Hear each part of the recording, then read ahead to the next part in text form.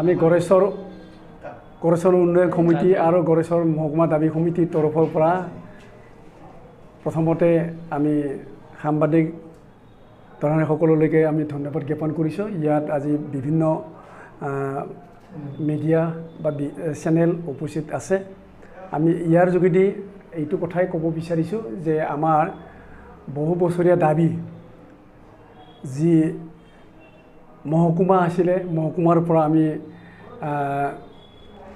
লগতে সমষ্টি একেলগে আমি দাবী উত্থাপন কৰিছিলোঁ আৰু এই অনুসাৰে আমি ইলেকশ্যন কমিশ্যনাৰলৈকে ৰাজ্যিক ইলেকশ্যন বিষয়া মহোদয়লৈকেও আমাৰ উন্নয়ন কমিটি আৰু মহকুমা দাবী সমিতিৰ তৰফৰ পৰা গড়েশ্বৰ এটা যাতে সমষ্টি হয় এই দাবী উত্থাপন কৰিছিলোঁ। বিশেষকৈ যিহেতু গড়েশ্বৰ চাৰ্কল আছে ৰাজচক্ৰ, এই গড়েশ্বৰ ৰাজচক্ৰৰ কেন্দ্ৰ কৰি ইয়াৰ লগত খাউৰি কিছু অঞ্চলক খাউৰি যাতে গড়েশ্বৰ সমষ্টি হয় এই দাবী আমি উত্থাপন কৰিছিলোঁ। আৰু এই দাবী বহু বছৰৰ মূৰত আৰু ইয়াৰ খচৰা যিটো পূৰ্বতে খচৰা প্ৰস্তুত কৰিছিল আৰু এই খচৰাত আমাৰ নাম অৰ্থাৎ গড়েশ্বৰ সমষ্টিটো আহিছে। আৰু তেনেধৰণৰ নেক্সট যিটো আমাৰ গড়েশ্বৰ সমষ্টি যোৱা কেইদিনমান আগতে যি খচৰা সমিতিৰ সেই খচৰা সমিতিৰ মানে হেৰিৰ কাৰণে ছাৰ্ভেৰ কাৰণে আহিছিলে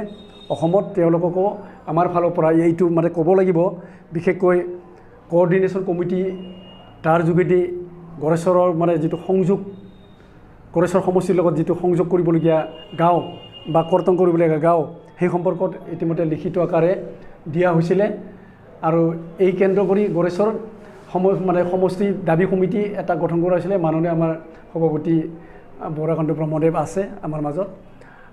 তাৰ যোগেদি আমি সংযোজন আৰু বিযোজন কৰি যিখিনি আমি বিচাৰিছিলোঁ ঠিক তেনেধৰণৰ আমাৰ গড়েশ্বৰ সমষ্টিটো ইতিমধ্যে হৈছে। আমাৰ চাৰ্কলৰ উপৰিও তামোলপুৰ যিটো সমষ্টি অথবা তামোলপুৰ যি ৰাজচক্ৰ, সেই ৰাজচক্ৰৰ অন্তৰ্গত কিছু গাঁও আমাৰ গড়েশ্বৰ সমষ্টিৰ লগত অন্তৰ্ভুক্ত হৈছে। আৰু এই অন্তৰ্ভুক্ত হোৱাৰ কাৰণে আমি বিশেষকৈ নিৰ্বাচনী আয়োগক আমি ধন্যবাদ জ্ঞাপন কৰিছোঁ। আমাৰ যিটো দাবী, আমাৰ দাবীক মানে মানি লোৱাৰ বাবে আৰু সংযোজন আৰু বিযোজন কৰাৰ বাবে তাৰ বাবে আমি প্ৰথমতে নিৰ্বাচনী আয়োগ তথা নিৰ্বাচনী বিষয়া অসমৰ তেখেতলৈকে আমি ধন্যবাদ জ্ঞাপন কৰিছোঁ।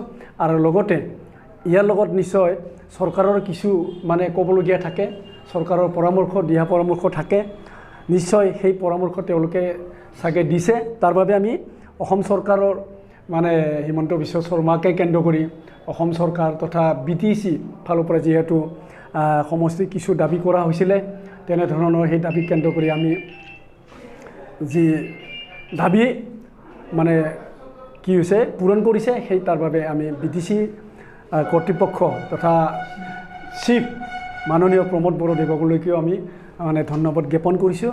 আৰু সামগ্ৰিকভাৱে এই ক্ষেত্ৰত আমাৰ দাবী সমিতিৰ লগতে চলাবাজন এই অঞ্চলৰ ৰাইজে কোনো প্ৰতিবাদ নোহোৱাকৈ সকলোৱে সহযোগ কৰি ইয়াৰ মানে কি সংযোজন বিযোজনৰ যিটো আমাৰ দাবী সমিতিৰ তৰফৰ পৰা দিয়া হৈছে, এই দাবী সমিতিৰ অনুসাৰে আমাৰ গড়েশ্বৰ সমষ্টিটো হৈছে। আৰু এইটো বহু বছৰ ধৰি আমি দাবী কৰিছিলোঁ।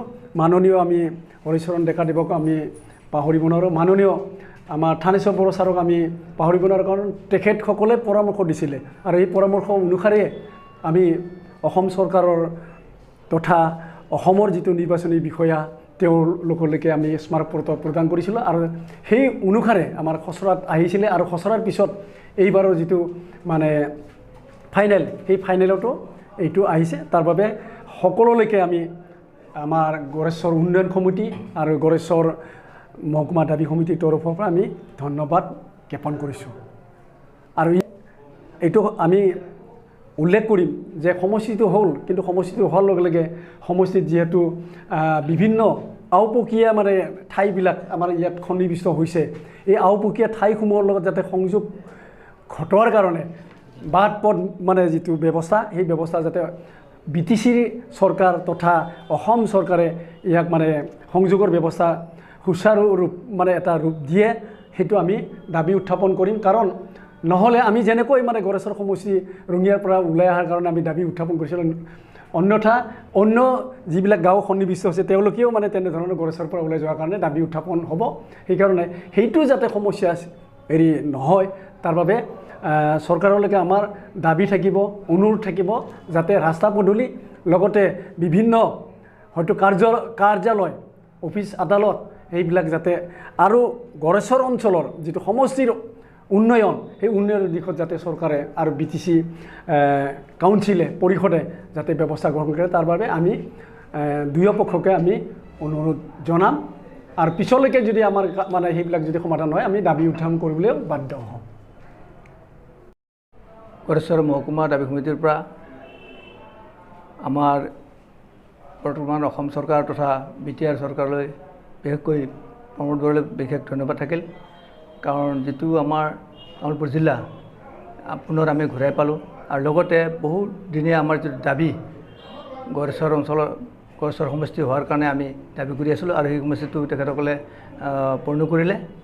আৰু সেই সুযোগতে তেখেতসকললৈ বিশেষ ধন্যবাদ দিছোঁ। আৰু আমাৰ যাতে পৰৱৰ্তী যিখিনি কাম আছে গড়েশ্বৰ অঞ্চলৰ, সেইখিনি যাতে সম্পূৰ্ণ কৰি দিয়ে, এইখিনি আমি আশা ৰাখি তেখেতসকলক ধন্যবাদ জ্ঞাপন কৰি শেষ কৰিছোঁ।